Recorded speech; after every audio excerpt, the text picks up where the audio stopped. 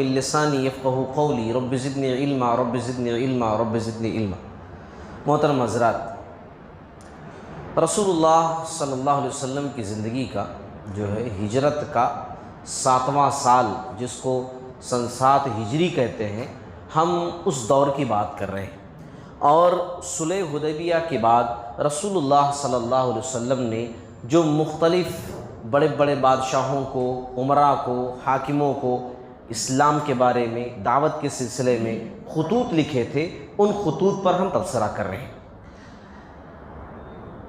آج ہم بات کریں گے، آپ صلی اللہ علیہ وسلم نے روم کے بادشاہ کو جو خط لکھا تھا اس کے بارے میں بات کریں گے۔ دیکھیے، شاہ روم، یہ اس کا نام جو ہے ہیراقل تھا، ہیراقل اس کا نام تھا۔ روم کے جتنے بھی بادشاہ ہوتے تھے وہ نام سے نہیں جانے جاتے تھے، بلکہ وہ ایک لقب سے جانے جاتے تھے، پوسٹ سے جانے جاتے تھے، قیصر۔ جیسے حبشہ کے بادشاہ کو میں نے بتایا تھا نجاشی، نجاشی بولتے تھے جتنے بھی بادشاہ ہوئے۔ مصر کے بادشاہوں کو فرعون فرعون فرعون بولتے تھے۔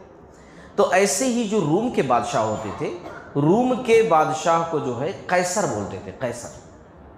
اچھا، یہ جو اس وقت کا قیصر تھا، ہیراقل جس کا نام میں نے بتایا، یہ عقیدتاً عیسائی تھا، لیکن ایک خاص چیز اس کے پاس تھی۔ اس کا تذکرہ میں نے پہلے بھی کیا ہے اس فرقے کا، کہ عیسائی میں اریسیسین ایک فرقہ ہے، ایسا کچھ ملتا جلتا ورڈ۔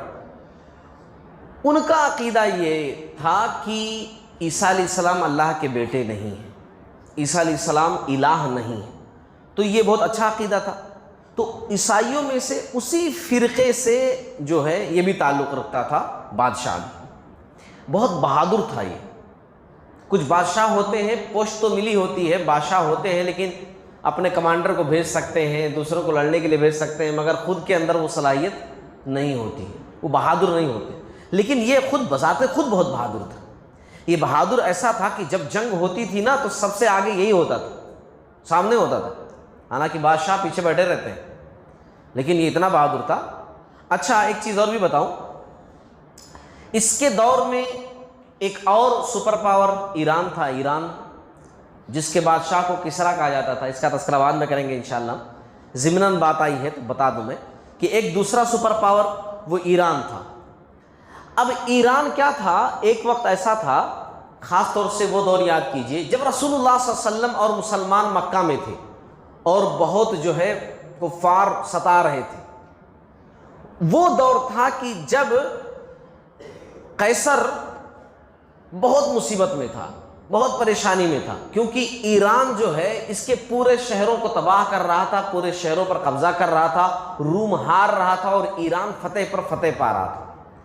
اچھا، روم کے ہارنے سے اور ایران کے جیتنے سے مشرکین مکہ بڑے خوش ہو رہے تھے، کیونکہ دو سپر طاقتیں آپس میں ٹکرا رہی تھیں، اور اس کی نیوز تجارت پیشہ لوگوں کے ذریعوں سے ایک جگہ سے دوسری جگہ سفر کرنے والوں کے توسط سے باتیں پھیل رہی تھیں کہ روم میں ایسا ہوا تو ایران میں ایسا ہوا، روم پھر ہار گیا ایک شہر، ایران پھر جیت گیا۔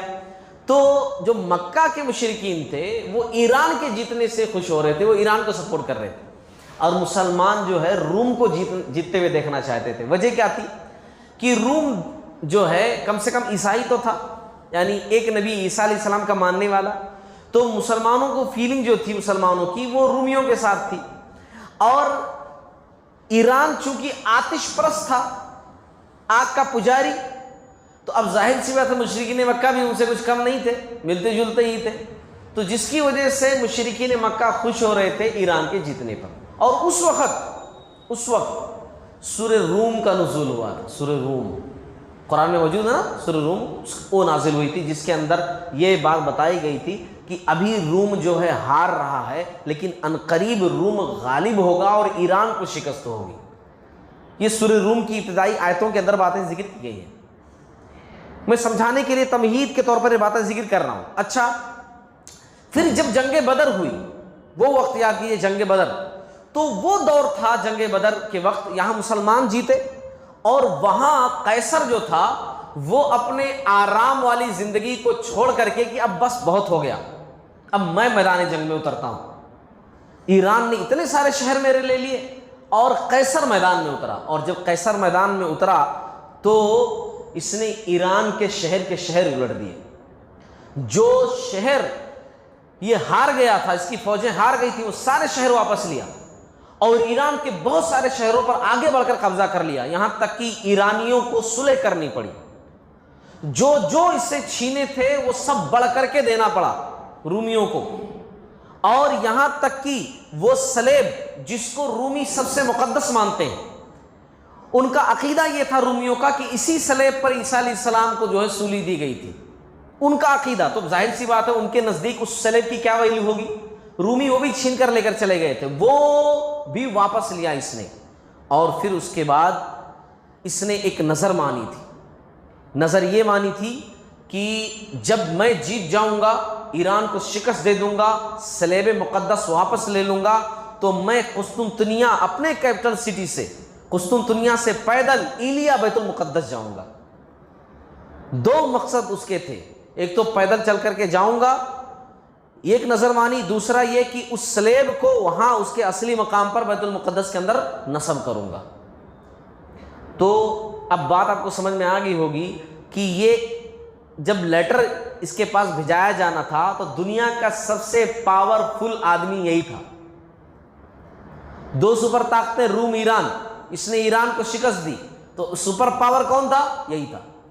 اور اس کا بادشاہ اس ملک کا سمجھ لیجئے سب سے پاورفل حکمراں یہی تھا, قیصر.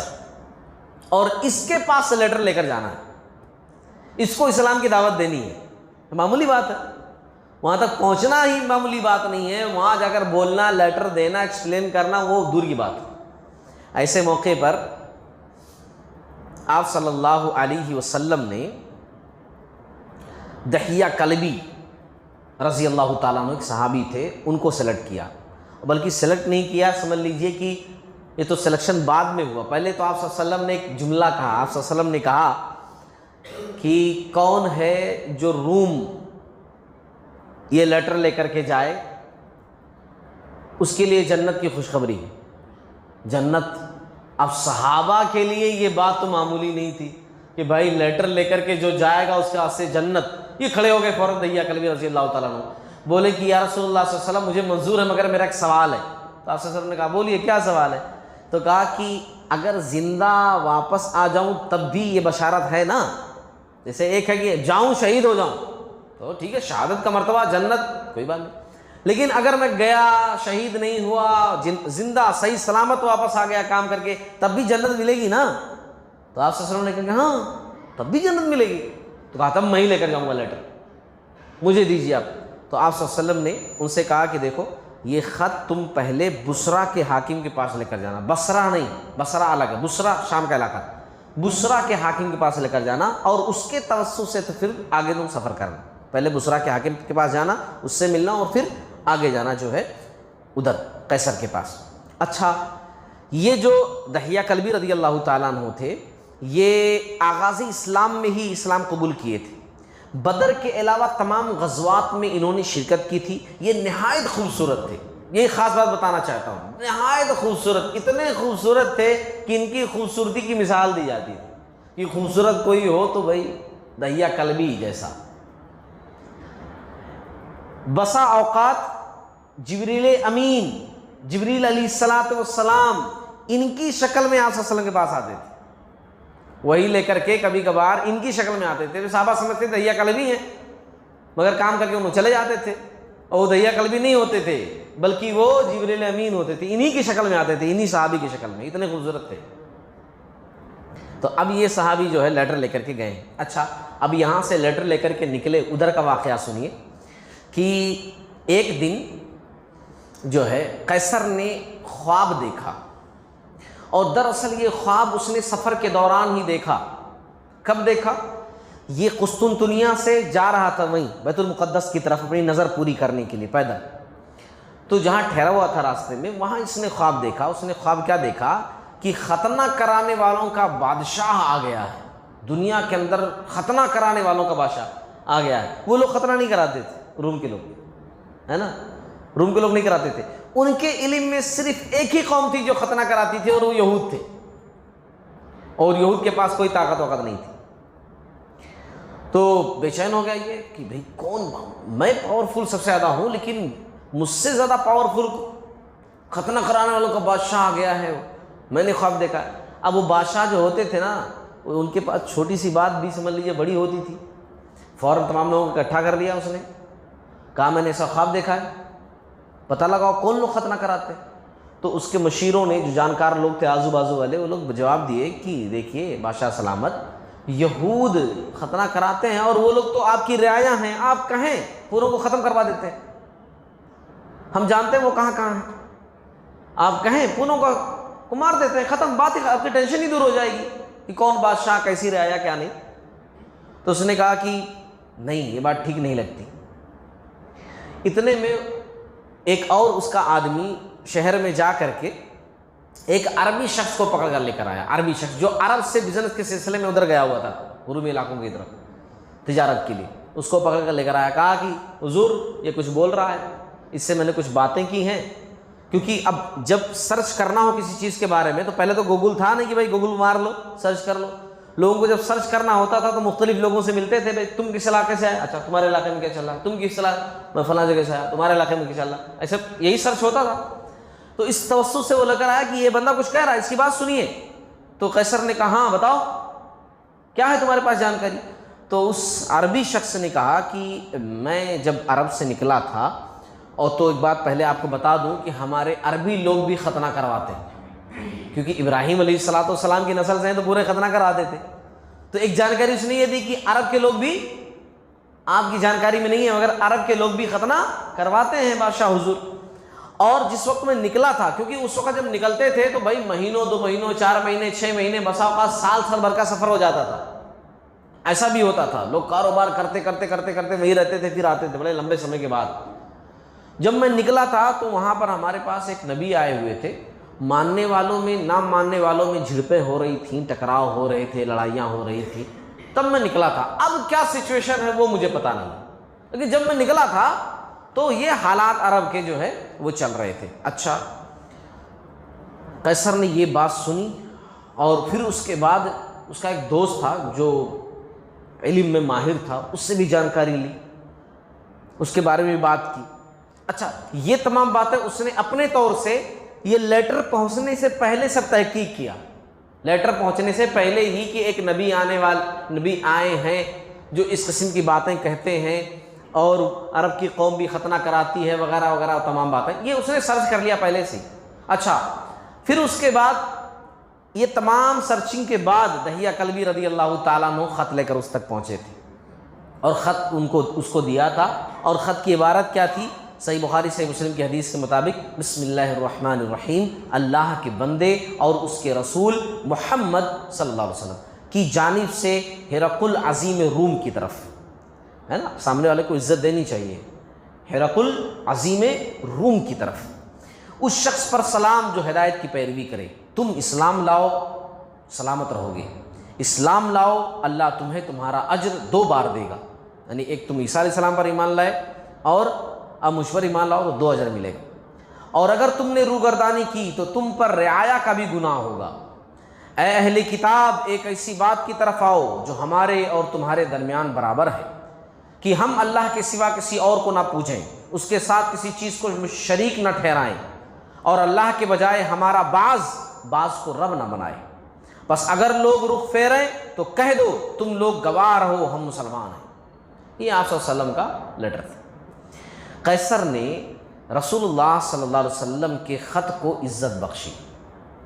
عزت جب دیتے تھے کسی چیز کو نا تو آنکھوں سے لگاتے تھے، چومتے تھے، یہ دستور تھا اس دور کا۔ اس نے عزت بخشی اور کہا کہ میں غور و فکر کرنا چاہتا ہوں،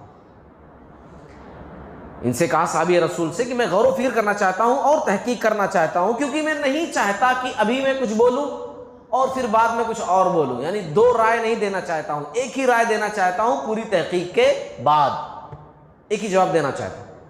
ان کو وہاں سے بھیج دیا گیا کہ بھائی بادشاہ آپ نے تحقیق کر لے۔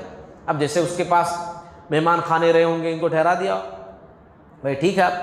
اس کے بعد پھر اپنے کارندوں کو حکم دیا، کہا کہ جاؤ پورے ملک میں چھان مارو، جتنے شہر میرے ہیں چھوڑنا نہیں، اپنے کارندوں کو ادھر ادھر دوڑا دو، کتنا بھی سمے لگے، آس پاس دور دراز کہیں بھی عرب کے لوگ ملیں تو پکڑ کر لے کر آؤ، میرے سامنے حاضر کرو جلد سے جلد عرب کے لوگ، کیونکہ اب یہ لیٹر آیا ہے محمد صلی اللہ علیہ وسلم کی طرف سے، اور ان کے بارے میں جانکاری اگر حاصل کرنی ہے تو وہیں کا کوئی بندہ چاہیے، تو لے کر کے